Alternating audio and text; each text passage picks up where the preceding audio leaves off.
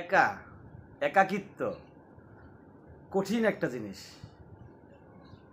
আপনি দেখবেন আপনার আশেপাশে মানুষজন আছে, সবাই আছে, আগে যেরকম ছিল এখনও ওই রকমই আছে, কিন্তু আপনি একা হয়ে গেছেন। আপনার কাছে মনে হচ্ছে আপনি একা। আল্লাহ পাক আপনাকে এমন একটা বিপদ দিছে, সেই বিপদের কারণে আপনি কারোর সঙ্গে মিশতে পারতেছেন না, কারোর সঙ্গে কথা বলতে পারতেছেন না। রাস্তা দিয়ে হাঁটতেছেন, আশেপাশে মানুষজন আছে, কেউ আপনার সঙ্গে কথা বলতেছে না, আপনিও বলতেছেন না। লজ্জা, ভয়, এই মিলিয়ে ঝিলিয়ে আপনি একা হয়ে গেছেন। এর চেয়ে কষ্ট হয়তো বা পৃথিবীতে আর কিচ্ছু নাই। আপন জনগুলো আপনাকে দেখে তিরস্কার করতেছে, অবহেলা করতেছে, এতে করে দুঃখ পাওয়ার কিচ্ছু নাই।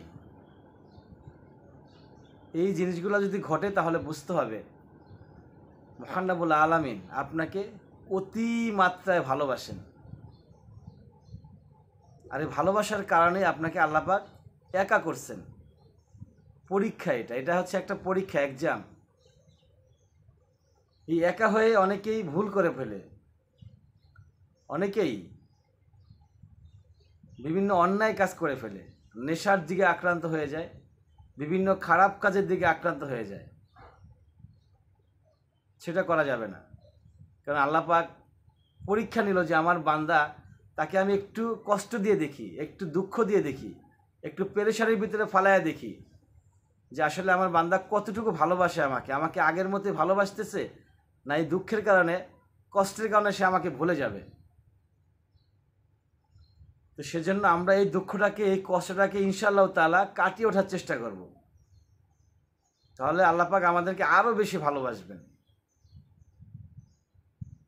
এই জীবনটা হচ্ছে পরীক্ষা। আমরা যে পৃথিবীতে আসছি অল্প কয়েকদিনের জন্য, 50, 60, 70, 80 বছর, এই কয়েকটা দিন আল্লাহ পাক আমাদেরকে এক্সাম নেবেন, পরীক্ষা নেবেন, পদে পদে আমাদেরকে পরীক্ষা নেবেন। হযরত ইব্রাহিম আলাইহিস সালাম সর্বোচ্চ পরিমাণ পরীক্ষা দিয়েছেন এবং সর্বোচ্চ পরিমাণ রেজাল্ট নিয়ে তিনি পাশ করেছেন।